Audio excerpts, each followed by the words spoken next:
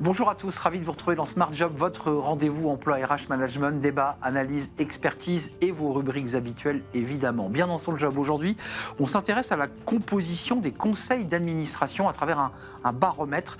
On en parlera dans quelques instants avec Laurent de Gabriel. Il est le directeur général de l'IFA qui va nous éclairer sur les grands chiffres de ce baromètre. Le grand entretien, le cercle RH aujourd'hui, à travers un livre, serions-nous devenus accros à la chaise?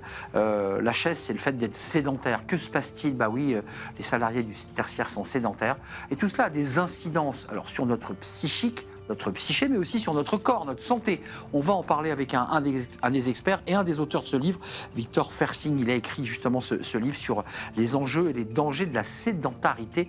Il est notre invité dans un grand entretien. Et on terminera notre émission avec un sujet qui est au cœur de l'actualité. Après les déclarations du chef d'état-major des armées à l'occasion du Salon des maires, mais aussi après le discours du président Macron, eh bien, l'armée de terre cherche de nouvelles recrues. Oui, c'est un enjeu, évidemment, pour se défendre, entend-on. On en parlera avec Mathieu Brulé, lieutenant-colonel de l'armée de terre, justement, en charge avec son équipe de recruter de nouveaux soldats. Voilà le programme. Tout de suite, c'est bien dans son job.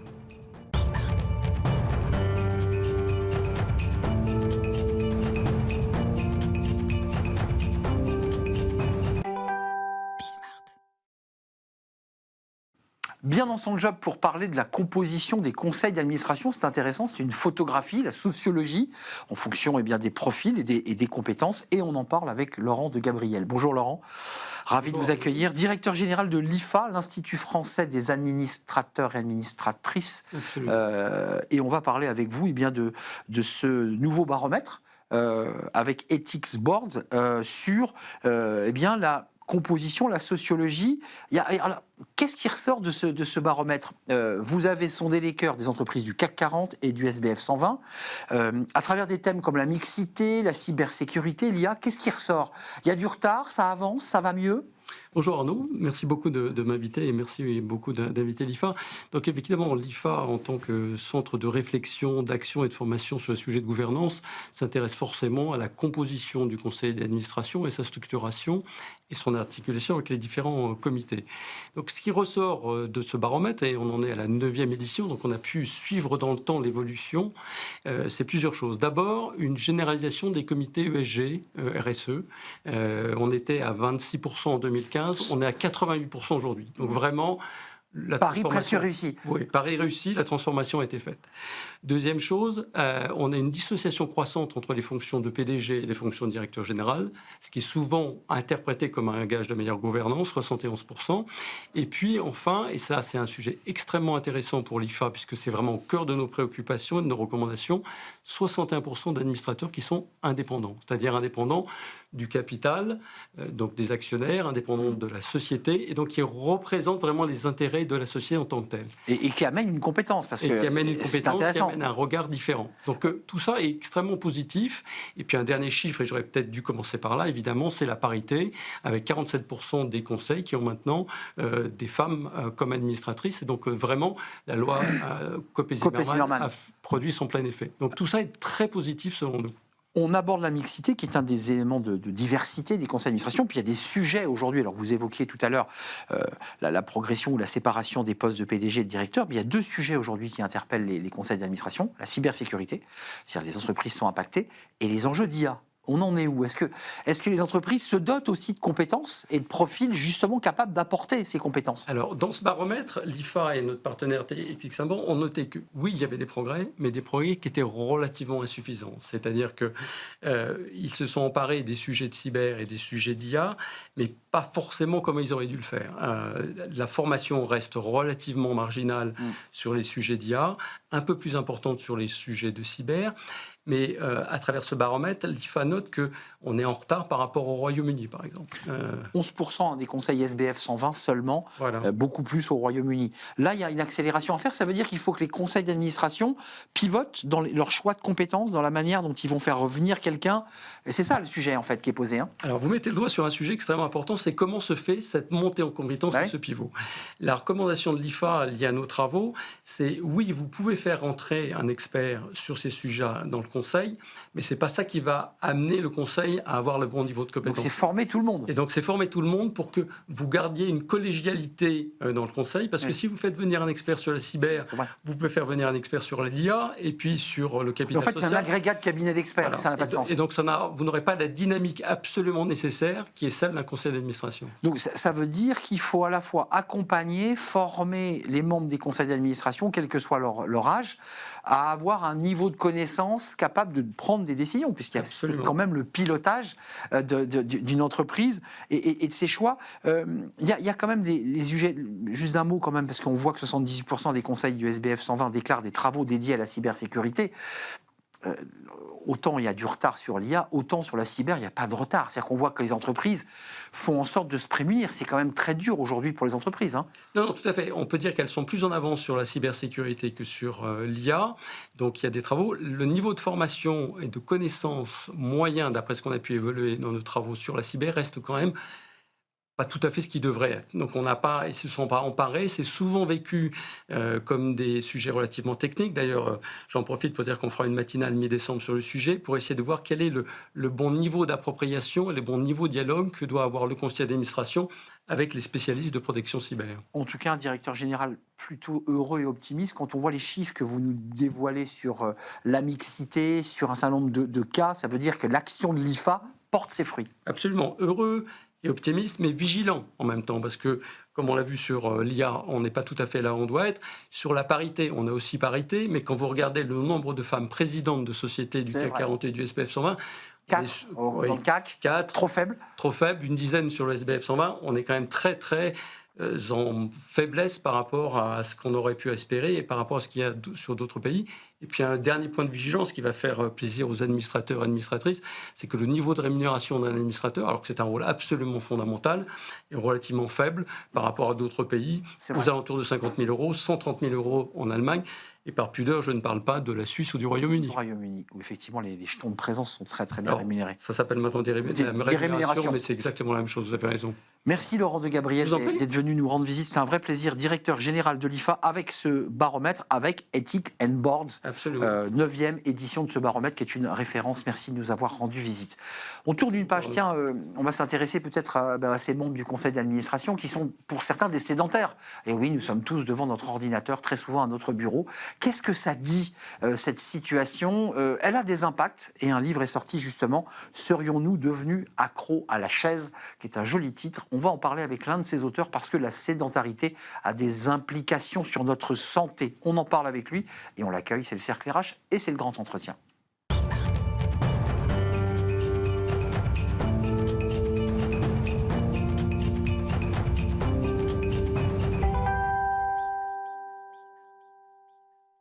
Le Cercle RH pour débattre à la fois des sujets liés à l'emploi, aux ressources humaines, mais peut-être pour essayer d'élargir dans ce cercle RH de sujets de société, mais qui impactent le monde du travail. Votre sédentarité, je ne sais pas si vous êtes assis en train de me regarder, peut-être, ou vous êtes en train de marcher, peut-être.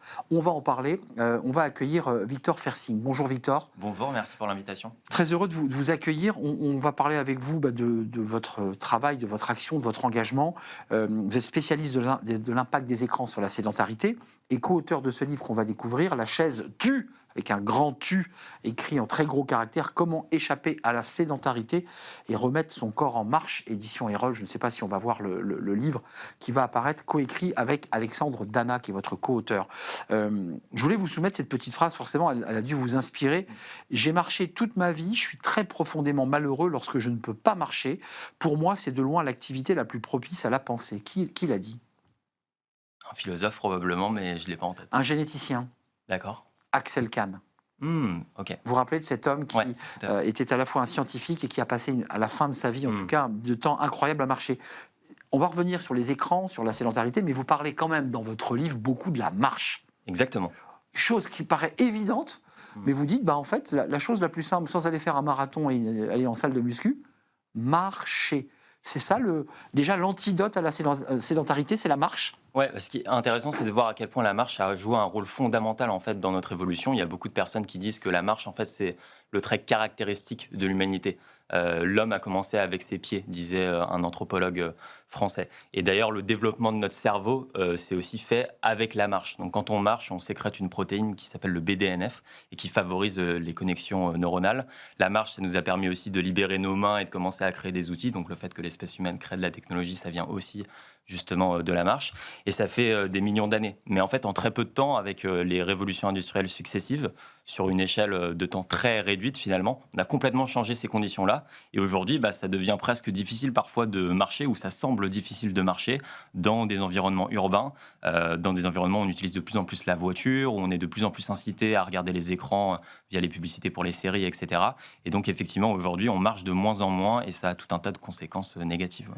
Vous parlez de cas difficiles comme celui de Valérie qui a un choc dans sa vie et qui se retrouve en fait à vivre une dépression très longue et qui, à cause de cette dépression, va se retrouver sans énergie et donc assise, complètement bloquée. Et donc vous racontez le parcours. Et puis vous nous racontez aussi, à travers ce livre, la réalité de millions de Français qui sont sédentaires au travail. C'est-à-dire qu'en fait, qui sont bloqués à leur bureau, en call center, Qu'est-ce qu'ils risquent, ces gens? Parce que dans la 4e de couvre, quand on lit les 3 premières lignes, obésité, risque cardiovasculaire, c'est aussi dangereux que ça, la sédentarité. Ouais. Donc la sédentarité, c'est la 4e cause de mortalité prématurée dans le monde. Donc ça fait partie des grandes épidémies justement du siècle. Et ça se traduit par tout un tas de conséquences négatives sur la santé physique, mentale et sociale. On pourra peut-être en revenir. Mais sur la santé physique, déjà, l'obésité, ça favorise les diabètes de type 2 qui touchent des millions de personnes en fait en France. On parle de troubles musculo-squelettiques pour dire qu'en fait on exerce beaucoup moins notre... Quand on arrête de marcher, en fait on n'exerce plus nos articulations et nos muscles. Parce que tout le corps bouge en fait. Exactement. Du coup, le corps est fait bouger, ça fait des millions d'années qu'il le fait. Et quand on arrête de bouger notre corps, c'est comme s'il devenait plus faible en fait, via les muscles, via les articulations. Donc on se fragilise finalement. Et puis tout un tas d'autres conséquences. Par exemple, ça va favoriser aussi les cancers. Ce genre de problème. Sur la santé mentale, le fait d'être très sédentaire, ça augmente les niveaux de dépression chez les gens. Donc le fait aussi, le côté positif de ça, c'est que si on reprend la marche, du coup, on peut régler beaucoup de problèmes de santé mentale qu'on peut avoir. Pour ceux qui nous regardent, femmes et hommes, quel que soit leur âge d'ailleurs, c'est quoi la bonne reprise, un peu comme on le ferait avec un coach sportif? Vous n'êtes pas coach sportif, mais c'est quoi la bonne marche, la bonne distance? Je marche combien de temps? Parce que Alexandre Dana explique que lui aussi a connu un burn-out, c'est ce qu'il raconte dans son profil, et qui s'est mis à marcher ces fameux 10 000 pas. C'est quoi la bonne distance quand on reprend la marche pour être bien? Alors déjà, commencer par, on va dire, 7000 pas environ quotidiens, c'est déjà un bon départ. Après, si on marche plus, tant mieux. Mais les études qui sont sorties récemment tournent autour justement des 7000 pas. D'accord. En dessous des 10 000 indiqués, parce que c'est souvent la règle des 10 000 pas. Voilà, la règle des 10 000 pas qui en fait vient d'une publicité japonaise qui n'avait pas forcément on va dire, d'arrière-plan scientifique très précis. Mais les dernières études tournent plutôt autour des 7000 pas. Maintenant, c'est mieux de faire plus. Et ce qui est le mieux aussi, c'est qu'en fait la marche derrière s'intègre naturellement dans notre quotidien. Qu'on soit plus obligé en fait de calculer le nombre exact de pas avec nos appareils. C'est très bien en fait d'utiliser des technologies comme des podomètres pour commencer à se remettre à marcher et aussi réaliser à quel point on peut être sédentaire. Mais à la fin, l'objectif, c'est que ça devienne un mouvement en fait naturel et qu'on le fasse sans le penser. Donc ça demande un travail. Et on décrit plein de solutions justement dans le livre. Alors, dans votre livre, il y a les solutions, puis il y a aussi le rapport à l'enfance. Vous parlez de ces enfants. Vous décrivez de manière assez drôle la cour d'école, c'est une explosion d'énergie. Il suffit de voir une cour pour comprendre, ça joue. Et vous dites que le jeu est essentiel aussi pour lutter contre la sédentarité, qui, il faut le rappeler, ne touche pas que les salariés, mais touche aussi beaucoup les enfants. Les jeux, vidéos, tablettes, de plus en plus, on les sédentarise. Exactement. Et ce qui est intéressant, c'est quand on voit comment... Quand on analyse l'apprentissage chez les mammifères, en fait, on voit que le mouvement est indissociable de l'apprentissage. Donc, on voit des lionceaux jouer, on voit des chiens jouer. En fait, c'est comme ça qu'ils apprennent les compétences essentielles pour leur vie adulte, et ça se fait en mouvement. Et nous, on est dans un système éducatif où la sédentarité, en fait, a un peu été normalisée. Et la première chose qu'on apprend, en fait, quand on rentre dans une salle de classe, c'est de rester assis et de ne pas bouger. En fait. Et donc ça, c'est intéressant aussi de questionner... Ce qui revient, il y a certains élèves. Exactement. Il y a des élèves qui ne se tiennent pas en passe et on leur dit, non, reste assis. Mais en fait, c'est parfois un besoin complètement naturel de se déplacer. De bouger. Physiologique. Exactement. là, il y a quand même un sujet que vous portez et qui touche les adultes. Mais là, vous l'évoquez à page 184 sur les jeunes. Mais vous dites, sans surprise, les écrans ont joué un rôle important dans cette grande bascule avec le passage de l'enfance du jeu à l'enfance du smartphone. De nombreux enfants et adolescents, fort contents de rester chez eux pour jouer en ligne, n'ont plus été exposés aux stimulations physiques et sociales nécessaires à tous les jeunes mammifères pour acquérir. Ça veut dire qu'on se met à la fois en danger par nos fonctions professionnelles, mais chez les enfants, on se met en danger par ça, en fait. Exactement. Et du coup, les enfants, au lieu d'apprendre justement des choses sur le monde en interagissant avec le monde extérieur et le monde réel, aujourd'hui, ils sont de plus en plus amenés en fait, à interagir avec un écran, mais qui du coup n'est pas du tout le monde réel, qui est un monde virtuel, qui est un monde en 2D, qui est dépourvu de tout un tas de stimulus. Donc, par exemple, quand on est sur un écran, il n'y a pas d'odeur, il y a une sensation de toucher qui est extrêmement réduite finalement. Et du coup, ça change complètement en fait l'éducation des enfants. Et ça, c'est un changement qu'on n'a pas encore bien pensé aujourd'hui. On en parle de plus en plus, mais moi, je les travaille... sens. Exactement. C'est ça, les sens sont moins mobilisés. On atrophie certains sens. Voilà, exactement. Et tandis qu'en fait, il y a plein d'alternatives qui existent. Donc, par exemple, les forest schools, les écoles en forêt, notamment en Scandinavie, et il y en a aussi, par exemple, en France, où en fait, l'apprentissage se fait en partie justement dans la forêt et du coup en mouvement. Et donc là, on va mobiliser différents sens en fait pour apprendre quelque chose. Ouais. Vous dites les parents, et ça s'adresse aux salariés sédentaires qui sont par ailleurs parents. Ils sont nombreux à nous regarder. Vous dites on a surprotégé les enfants pour les empêcher d'aller à l'extérieur, mais on les a trop libérés sur les enjeux numériques. Enfin, la phrase n'est pas tournée exactement comme ça, mais c'est ça que vous dites. C'est à peu près ça. C'est incroyable. Ouais. Il ne faut pas sortir, il ne faut pas... Attention, danger, sans se rendre compte que quand ils tiennent le téléphone, c'est aussi dangereux, voire pire. Exactement. Et donc, il y a une partie du danger aussi qui est légitime. On parle notamment dans le livre du rôle de l'industrie automobile, dans le fait d'avoir apporté le danger, en fait, dans nos villes, puisque à partir du moment où il y a des voitures dans la rue, forcément, il y a une sorte de clash entre les enfants qui veulent jouer dans la rue, et c'était naturel à l'époque, et les voitures qui arrivent. Et en fait, l'industrie automobile a vraiment essayé de pousser justement les enfants en dehors des rues, notamment en finançant par exemple des programmes d'éducation routière ou autres, pour dire qu'en fait la rue n'est pas faite pour jouer. Et donc d'un côté, on rend le monde extérieur moins intéressant, notamment pour les enfants, mais aussi pour les adultes. Et plus dangereux d'ailleurs. Et plus dangereux, avec justement la diffusion de la voiture. Et on pousse les gens à... Et de l'autre côté, on investit des milliards chaque année en fait pour créer des technologies numériques toujours plus attrayantes et addictives en fait, et donc forcément il y a ce rapport inverse qui se forge et qui pousse en fait les enfants à être de plus en plus sédentaires dans des espaces intérieurs. Mais on a une très bonne émission sur les jeux vidéo d'ailleurs réalisée par l'éminent Nicolas Juchat. Ces jeux vidéo, c'est un peu toujours comme pour le sujet des drogues, c'est pas le jeu vidéo, c'est la dose en fait, c'est la manière dont on aborde le sujet. Exactement. C'est ça, c'est le dosage avec lequel on pratique. Vrai pour le téléphone, vrai pour les jeux vidéo, vrai pour tout en fait. C'est ça. Alors c'est le dosage et c'est aussi quel est en fait le modèle d'affaires qu'il y a derrière. C'est-à-dire qu'il y a des jeux vidéo, en fait, on va acheter un jeu vidéo et puis on va jouer à une histoire et puis ça a une fin. Ouais. Par contre, il y a des jeux vidéo qui fonctionnent un petit peu comme les réseaux sociaux. C'est gratuit, donc comme ça, il y a plein de gens qui vont dessus. Mais par contre, à partir du moment où on est dans le jeu vidéo, il y a plein de techniques qui sont utilisées pour qu'on achète des produits supplémentaires, etc. Et donc là, l'objectif justement de l'éditeur de jeux vidéo, c'est de rendre son produit plus addictif. Vous, quand même, qui avez l'association Le Lève les Yeux, vous aidez des enfants. Est-ce que vous êtes aussi de forme de prosélytisme sur ces sujets auprès des grandes entreprises? Est-ce que vous faites des conférences droit dans les yeux face aux collaborateurs pour leur raconter tout ce que vous décrivez là? Exactement. On a commencé à le faire dans différentes entreprises et du coup, on essaye de diffuser le sujet du livre et de donner en fait des techniques aux employés de bureau pour justement remettre du mouvement dans leur quotidien. Et c'est vrai qu'en France, on a encore un gros problème culturel au niveau du mouvement dans l'entreprise, parce qu'aujourd'hui, si on voit notre collègue se lever, on se dit qu'il va prendre une pause et parfois qu'il est oisif ou c'est un tir au flanc. C'est vrai. Il quitte son poste en tout cas. Voilà, il quitte son poste et si on le voit commencer à s'étirer, par exemple, en pleine salle, là, on va se dire, fini. Il fait rien, c'est fini. Et en fait, cette culture-là, elle peut être différente dans d'autres pays. Par exemple, au Japon, depuis des décennies, il y a une radio matinale qui rassemble en fait des millions de Japonais et qui, au bureau, commence des séances d'étirement le matin. Culture asiatique, c'est-à-dire forme de tai chi, de mouvement de... On se prépare, un peu comme des sportifs se prépareraient à... Ça n'existe pas encore dans les entreprises. Les gens qui vous écoutent vous disent il a raison, il faut que j'aille peut-être me détendre comme on se détend dans un avion, en quelque sorte.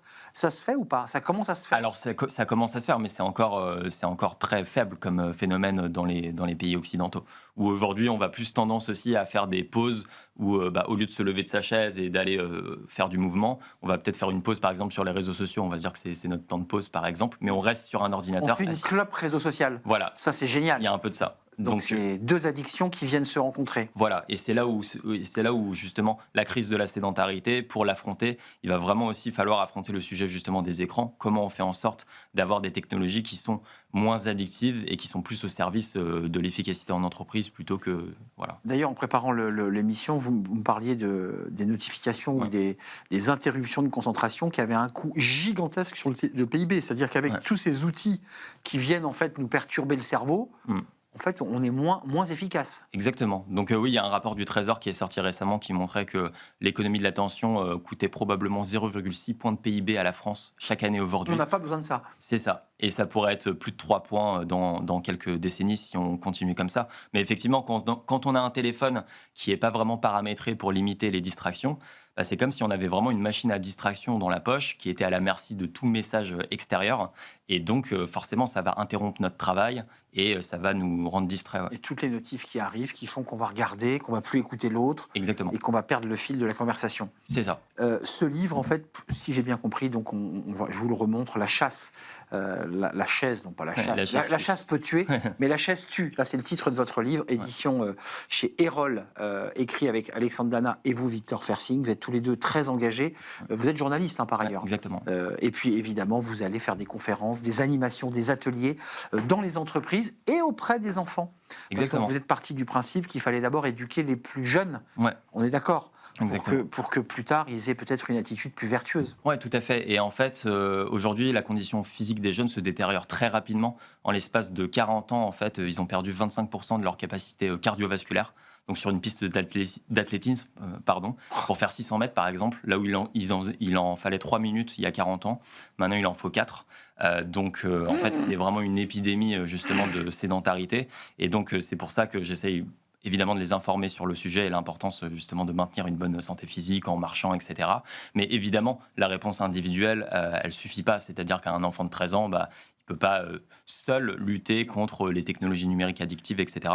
Et sans compter les enjeux alimentaires, parce que les deux sont parfois intimement liés, entre sédentarité et malbouffe. Exactement. Donc en fait, c'est un enjeu très collectif. En fait, et il faut qu'on y réponde à une échelle collective. Sujet important. Merci de nous avoir rendu visite, Victor Fersing. Je pense à Alexandre Dana, qui aurait dû être là avec nous, et avec lequel vous avez travaillé pour écrire ce livre, et avec lequel vous êtes engagé sur ces enjeux de sédentarité, en tout cas de lutte contre la sédentarité. Merci de nous avoir rendu visite. C'est un vrai plaisir. On tourne une page. Sujet lui aussi important, le recrutement au sein de l'armée française. Alors on a le discours du chef d'état-major des armées au Salon des maires, et puis le discours du président de la République qui lance le service militaire volontaire, rémunéré. L'armée recrute, et on va en parler dans quelques instants avec notre invité. C'est Fenêtre sur l'emploi.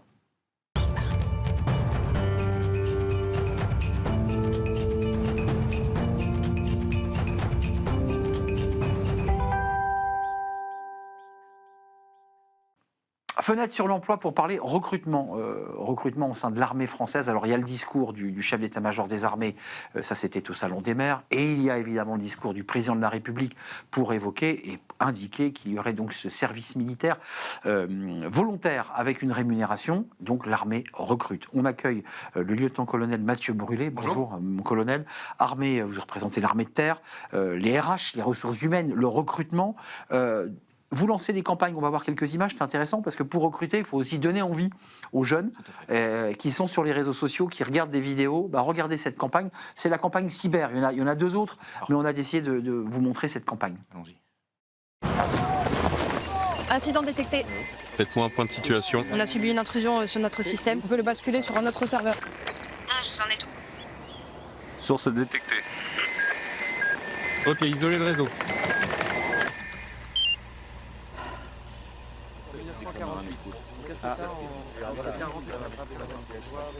Armée de terre, peux-tu le faire?